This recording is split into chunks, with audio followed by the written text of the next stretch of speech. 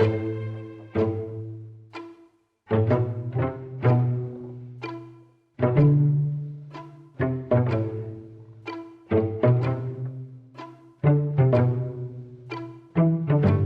August, the customer reached out and said, I have a book of photos from World War II. I want to send it to you. I see you do these videos. I think this would be interesting. He said they're kind of disturbing. And I didn't really think a whole lot of it just because knowing what I know about World War II, the whole thing was disturbing. And, you're using the wrong word to summarize. It's like calling the color red. So he sent it to me. And when I got it, suddenly, I'm going through it and these pictures are very high quality. But then it just goes from these, breathtaking photos of life before the war in China to bodies in the streets and just sheer carnage. So that's where I got it, and that was how I opened it up and discovered I had bitten off a little more than I could chew. This is the most disturbing thing I have ever seen in my career, and I desperately need your guys' help. No music on this video. I'm not even gonna say Pawn Man. It's inappropriate. I had a customer reach out and tell me that they have this old book of photos from World War II. It's been in their family for a while, and they wanted me to try it. So when I made this video, I used some language that was inaccurate. It's not Nanking, it's Shanghai. It was my mistake. But they're souvenir photos, which I did not know this then. I know this now. Sailors would assemble books. They all got these books. It's like kind of a standard issue thing. And they would pick out souvenir photos that were for sale and they put them in. But the guy who assembled this book, Leslie G. Allen Jr., had a camera and he was legitimately taking pictures himself. It's just he was also putting souvenirs in as well. So we have a mix here. Most of the photos are real photos that he took, but the violent photos that disturbed me so much and created all this storm on social media are copies. They're not originals. I can't show you the Nanking photos. I can show you these just to give you an idea of the incredible photos in this book. Do you guys have any idea how rare it is to see Japanese cavalry? So I put them on Twitter, and then the armchair army of historians all went to work picking me apart and just feeding fuel to this fire of I staged it.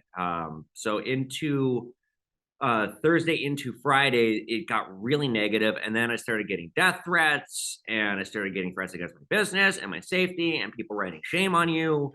A museum needs to take that. Even though those photographs are horrible, if it was up to me, I'd make viewing those photos mandatory for everyone on Earth. I can't sell it to a private collector. I simply won't do it, and I don't want to send it back to this guy because these photos need to be seen and documented and preserved. History is What really convinced me, though, why it needed to go to China was the Chinese people stopping by my store, saying thank you, hugging me, giving me flowers, and saying, no matter what, you educated people about this terrible thing. Americans don't know. The West really just largely doesn't know.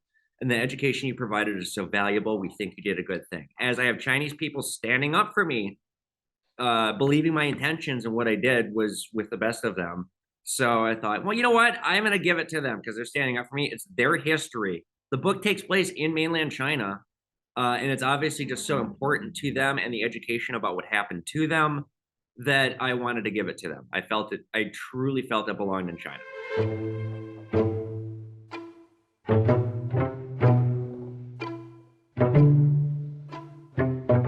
It was as if I had been acquitted of a crime, or I had been indicted of some horrible crime, and this was a acquittal or a vindication.